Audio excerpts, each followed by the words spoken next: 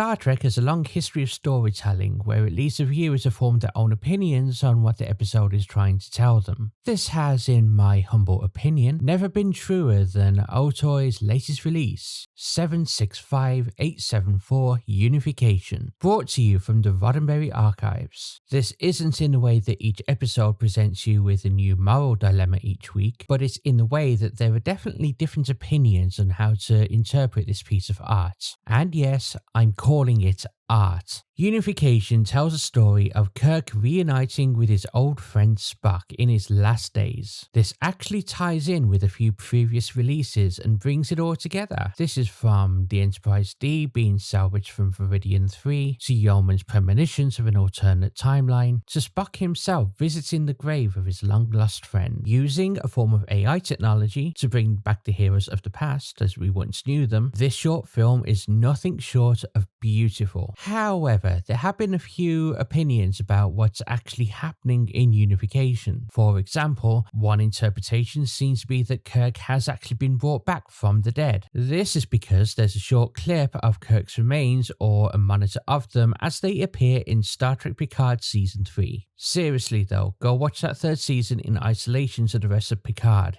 It's amazing. But I digress. Now, when we first see Kirk walking through the grass in his Generations uniform, we're led to believe that he's come back from the dead. May I remind everyone that this is only implied as we see Kirk's remains in a premonition. Spock doesn't go to visit them at Daystrom Station. What I take from this is that when Spock went to Viridian 3, he brought the remains of his friend back to Starfleet. He didn't want him to be left alone on an alien planet. That said, why a normal human skeleton was submitted to a research facility, I'll never know. A memorial site would have been better suited for one of Starfleet's most legendary heroes. In any case, we see Kirk reunite with Saavik from Star Trek 3, The Wrath of Khan, The Search for Spock, where it appears that she has a son. This references the fact that she had a child with Spock in content outside of the original series and the movies. She happily greets Kirk as much as a Vulcan can be happy, and essentially shows him the direction where Spock is. Kirk and Spock are finally together again. Jim holds the hand of his old friend, reassuring him that everything is okay, and they look out to the sunset with the words, "For Leonard Nimoy." Can't think of anything more fitting. What this shows me is the ending that Kirk and Spock should have got but never did.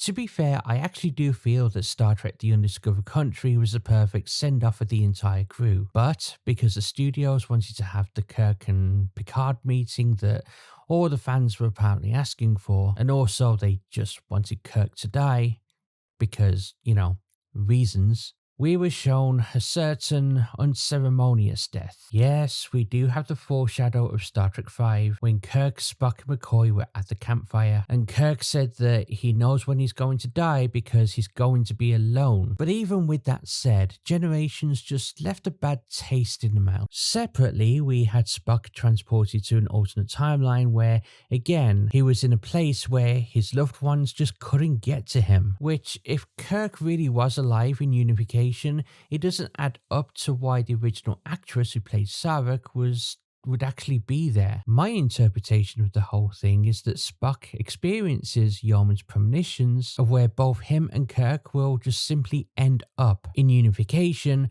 we see Kirk already dead at this point and is just simply crossing over to the afterlife. He sees a representation of Saavik telling him it's okay, just go see your friend. He then experiences a dream sequence where he sees himself in a past life, the original series and the Wrath of Khan version, and essentially the journey to the man that he was when he died, as they eventually just fade away, which brings him to the room where Spock lies. As the two embrace each other, Spock gives him one last eyebrow, and they're both seemingly at peace as they watch the sunset together.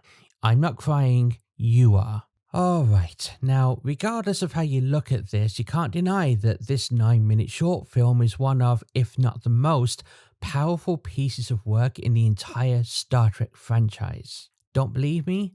Look at the comments. It's obviously done a lot of good, and honestly, the creators of this need to take their bow. Well done, guys. However, there is one last question I do need to ask you. Would you like mayo with that?